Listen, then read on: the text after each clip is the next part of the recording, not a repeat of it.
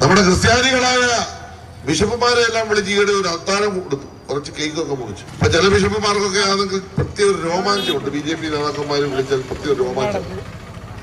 അപ്പൊ അങ്ങനെ രോമാഞ്ചം കൂടി കുറച്ചുപേര് പോയി ഡൽഹിയിൽ. മന്ത്രി സജി ചെറിയാന്റെ ഈ പ്രതികരണമാണ് ഇപ്പോൾ കത്തിപ്പടരുന്നത്. സഹമന്ത്രിമാർ പിന്തുണയുമായും പ്രതിപക്ഷം വിമർശനവുമായും കളനിറഞ്ഞു കളിക്കുമ്പോൾ പ്രസ്താവന കൈച്ചിട്ടിറക്കാനും വയ്യ, മധുരിച്ചിട്ട് തുപ്പാനും വയ്യ എന്ന അവസ്ഥയിലാണ് കേരള കോൺഗ്രസ് മാണി വിഭാഗം.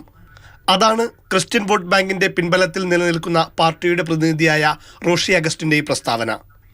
സജി ചെറിയാനെന്നുള്ളത് മാത്രമല്ല, ആര് പറഞ്ഞാലും അതെല്ലാം ഞങ്ങളുടെ സമൂഹത്തിൽ കണ്ടു, ഇതെല്ലാം ചർച്ച ചെയ്യപ്പെട്ടു. അത് വേറെ കാര്യം. അതിപ്പോൾ ഞങ്ങളെപ്പോഴുള്ള ആൾക്കാരും കാര്യമില്ല. ഇപ്പോൾ രാവിലെ ഇതിന് അഭിപ്രായം പറയണം, എന്താണ് എൻ്റെ സ്ഥിതി എന്നൊക്കെ പറയേണ്ട ഒരു സ്ഥിതി ഉണ്ടെന്ന് ഞാൻ വിചാരിക്കുന്നില്ല. എന്നാൽ പ്രതിപക്ഷത്തുള്ള കേരള കോൺഗ്രസ് ജോസഫ് വിഭാഗം സജി ചെറിയാനെതിരെ ശക്തമായ ഭാഷയിൽ തന്നെ പ്രതികരിച്ചു. സമനില തെറ്റിയതുപോലെയുള്ള ഒരു പ്രസ്താവനയാണ് മന്ത്രി നടത്തിയിരിക്കുന്നത്. ഈ പ്രസ്താവന പിൻവലിച്ചു മാപ്പ് പറയണം. കേരള കോൺഗ്രസ് പാർട്ടി പ്രസ്താവനയെ ശക്തമായി അപലപിക്കുന്നു. മന്ത്രിയുടെ വിടുവായത്തം തിരുത്താൻ മുഖ്യമന്ത്രി ശ്രമിച്ചില്ലെന്ന് കടുത്ത വിമർശനമാണ് ദീപിക ദിനപത്രം ഉന്നയിച്ചത്. സഭാ മേലധ്യക്ഷന്മാരെ വിമർശിക്കാൻ മന്ത്രിമാർ എന്തും വിളിച്ചു പറയുന്നുവെന്നും ഇതിന് ഒത്താശ ചെയ്യുന്ന മുഖ്യമന്ത്രി തീക്കൊള്ളിക്കൊണ്ട് തലചൊറിയുന്നുവെന്നും ദീപിക തുറന്നടിച്ചു. സജി ചെറിയാന്റെ പ്രസ്താവന ഗുരുതര തെറ്റാണെന്ന് VD സതീശനും പ്രതികരിച്ചു. അപ്പൊ പ്രധാനമന്ത്രിയുടെ യോഗത്തിൽ പോയെന്ന് പറഞ്ഞു കേരളത്തിലെ ക്രൈസ്തവ സഭാ മേലധ്യക്ഷന്മാരെ അധിക്ഷേപിച്ച സജി ചെറിയാന്റെ നടപടി ഗുരുതരമായ തെറ്റാണ്.